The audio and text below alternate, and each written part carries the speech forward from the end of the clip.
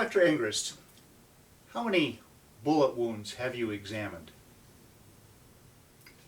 So in the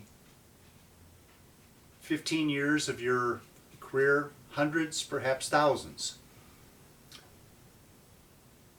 What can you tell me about this bullet wound? So you note that there is an irregularity around the edge of the scar. Yes, and that your statement is that the skin was moving over the muscle at the time the bullet entered the body, causing this irregularity at the entry point in the skin. So you're saying that yes, there is movement, but there is no way to tell how the movement, what direction the movement was going.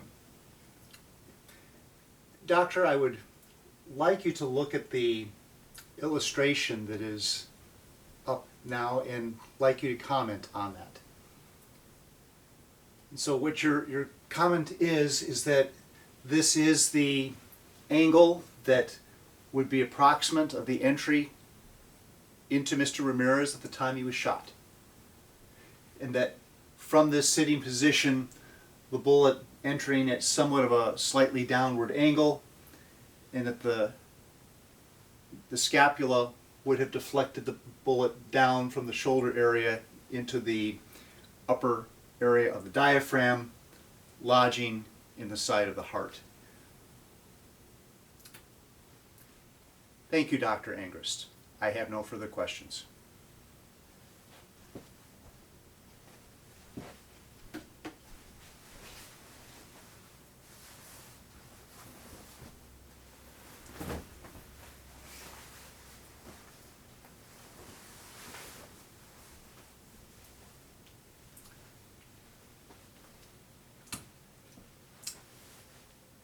Dr. Angrist,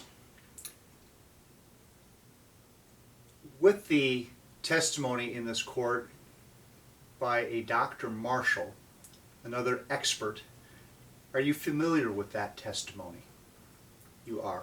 You have read it? You have. Do you find any inconsistency with the report that Dr. Marshall had with your own?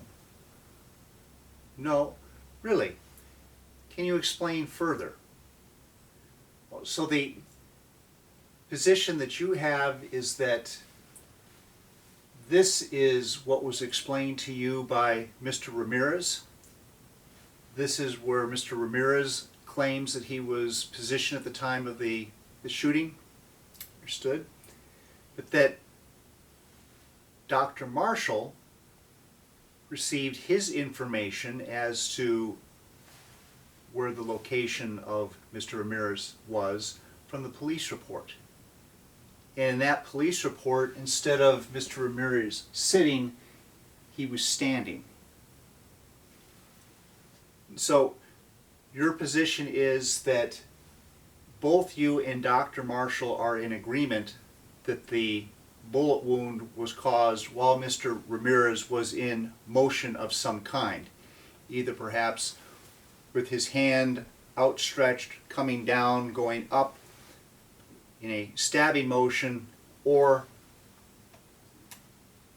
leaning back in such a way that the angle would have created the trajectory into the body in that fashion. Yes.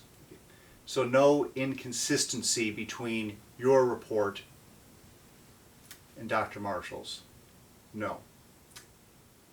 Thank you very much. I have no further questions.